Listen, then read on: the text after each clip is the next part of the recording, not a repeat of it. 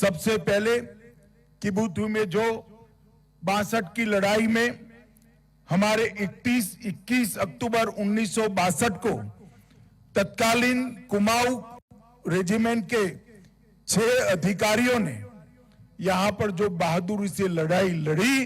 और जिस वीरता के कारण भारत की भूमि की रक्षा हो पाई, इस सभी को मनपूर्वक स्मरण कर श्रद्धांजलि देना चाहता हूं। संख्या में तो वो छोटे थे, हथियारों में भी छोटे थे, मगर देश भर के और दुनिया भर के 1963 में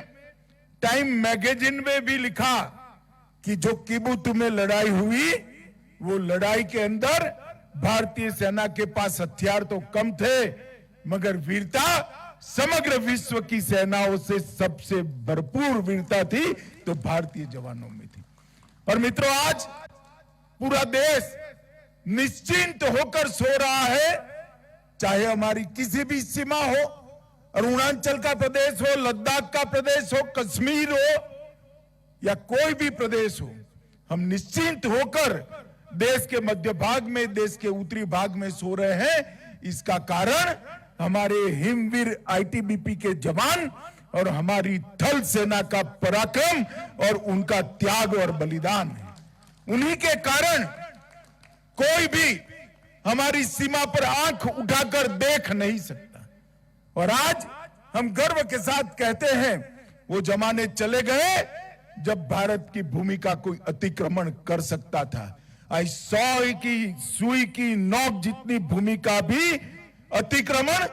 कोई नहीं कर सकता, क्योंकि आईटीबीपी और भारतीय सेना यहां पर उपस्थित है। यहां पर 13,000 फुट की ऊंचाई पर कठिनाई के साथ अपने युवानी को बिताते हुए, अपने परिवार से दूर, बूढ़े माँ बाप और छोटे बच्चों के से दूर रहकर देश की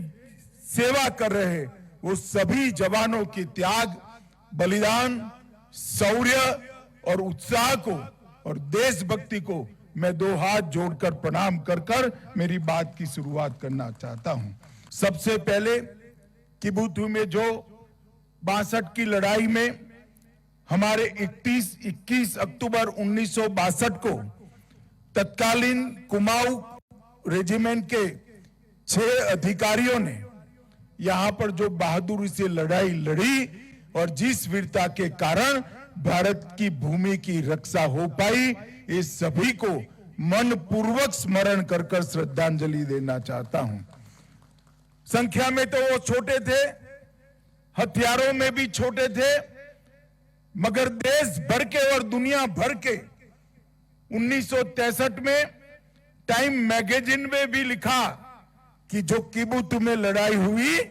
वो लड़ाई के अंदर भारतीय सेना के पास हथियार तो कम थे, मगर वीरता समग्र विश्व की सेनाओं से सबसे भरपूर वीरता थी तो भारतीय जवानों में थी। और मित्रों, आज पूरा देश निश्चिंत होकर सो रहा है, चाहे हमारी किसी भी सीमा हो, अरुणाचल का प्रदेश हो, लद्दाख का प्रदेश हो, कश्मीर हो या कोई भी प्रदेश हो, हम निश्चिंत होकर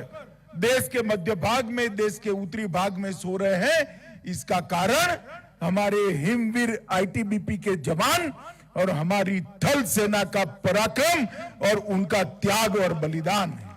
उन्हीं के कारण कोई भी हमारी सीमा पर आंख उठाकर देख नहीं सकता। और आज हम गर्व के साथ कहते हैं,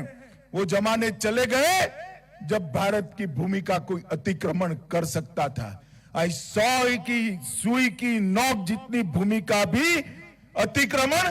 कोई नहीं कर सकता, क्योंकि आईटीबीपी और भारतीय सेना यहां पर उपस्थित है। यहां पर 13,000 फुट की ऊंचाई पर कठिनाई के साथ अपने युवानी को बिताते हुए, अपने परिवार से दूर, बूढ़े माँ बाप और छोटे बच्चों के से दूर रहकर देश की सेवा कर रहे वो सभी जवानों की त्याग, बलिदान, शौर्य और उत्साह को और देशभक्ति को मैं 2 हाथ जोड़कर प्रणाम कर मेरी बात की शुरुआत करना चाहता हूं।